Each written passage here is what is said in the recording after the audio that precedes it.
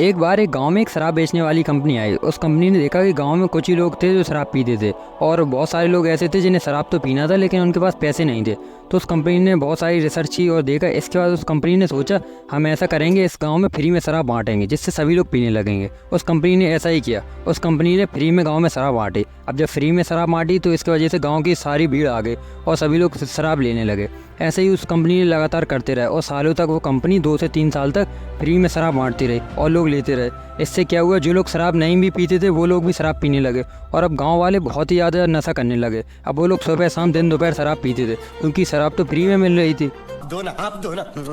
फिर कुछ सालों बाद उस कंपनी ने उस शराब के थोड़े पैसे लेने स्टार्ट कर दिए। तो लोगों ने सोचा कि इतने साल कंपनी ने फ्री में दी है तो हम लोग थोड़े पैसे दे के भी ले लें। तो लोग पैसे दे के भी लेने लगे। फिर 1-2 साल और जब आगे बढ़े तो उस कंपनी ने क्या किया कि जितनी की शराब है उससे डबल ट्रिपल रेट में शराब बेचने लगे। फिर लोगों को मजबूरी हो गई, अब लोग डबल ट्रिपल रेट पे भी शराब खरीदते क्योंकि लोगों को वही कंपनी की शराब अच्छी लगती थी और लोग इतने ज़्यादा एडिक्टिव हो चुके थे कि लोग अपने घर से सामान बेचने लगे उस शराब के पीछे। ऐसा ही सेम कुछ किया है जियो ने पहले लोगों को फ्री में इंटरनेट दिया। लोग जब फ्री में इंटरनेट चलाने लगे आदी हो गए, फिर ये लोग कुछ पैसे लेने लगे। लेकिन इसके बाद फिर से जियो ने अपने रेट बढ़ा दिए। फिर जब 2024 आया तो फिर से जियो ने अपने हर एक रिचार्ज प्लान में 20 से 25% रेट बढ़ा दिए।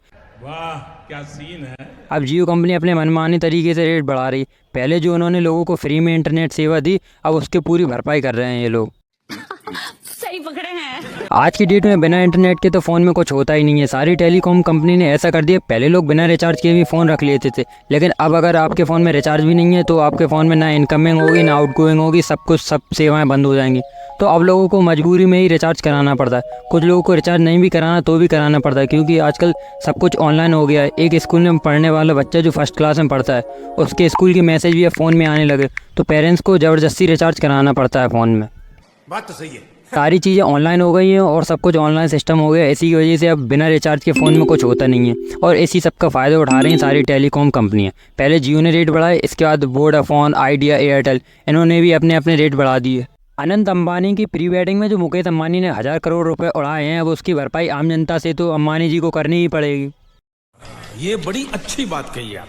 अब इस टाइम पे लोगों के पास केवल एक ऑप्शन है, वो है बीएसएनएल। बीएसएनएल ने अपने रिचार्ज प्लान अभी नहीं बढ़ाया है, लेकिन बीएसएनएल के साथ लोगों का एक इशू है कि बीएसएनएल के नेटवर्क इशू रहती है। बीएसएनएल की इंटरनेट स्पीड उतनी ज़्यादा अच्छी नहीं है, लेकिन बीएसएनएल इसका फ़ायदा उठा सकता है क्योंकि सारी टेलीकॉम कंपनियों ने अपने अपने रेट बढ़ा दिए हैं। तो अगर यहाँ पे बीएसएनएल के रेट अभी भी अफोर्डेबल रेट में ही है, अगर बीएसएनएल वाले अपनी इंटरनेट की स्पीड सुधारें और अपने और ज़्यादा नेटवर्क फैलाएं तो इससे लोगों को फ़ायदा हो सकता है। लेकिन ऐसा होगा नहीं क्योंकि बीएसएनएल एक सरकारी कंपनी है और बीएसएनएल पहले से ही लॉस में है। अगर बीएसएनएल ज़्यादा अच्छा करने लगेगी तो फिर लोग जियो, एयरटेल, वोडाफोन, आइडिया क्यों यूज करेंगे।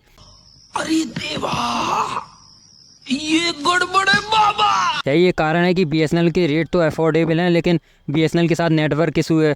तो लोग बीएसएनएल को, कुछ ही लोग हैं जो जहाँ पे नेटवर्क अच्छे आते हैं वही लोग बीएसएनएल को यूज़ करेंगे। बाकी मोस्टली लोग तो एयरटेल और जियो इनको ही यूज करेंगे, चाहे वो लोग रिचार्ज प्लान को अपने कितने ही बढ़ा दें, 20% बढ़ा दें चाहे 30%। और यही सेम स्ट्रेटजी एयरटेल और जियो ने 5G में भी अपनाई है।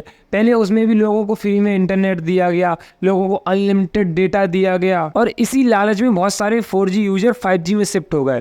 और अब जब सारे यूजर 5G में आ चुके हैं तो 5G के लिए एक नया प्लान ला दिया गया है। इतनी अच्छी स्ट्रेटजी है कि पहले अपना कोई भी प्रोडक्ट लोगों को फ्री में दे दो और फिर जब लोग उसके एडिक्टिव हो जाएं तो उन्हें लूटने लगो।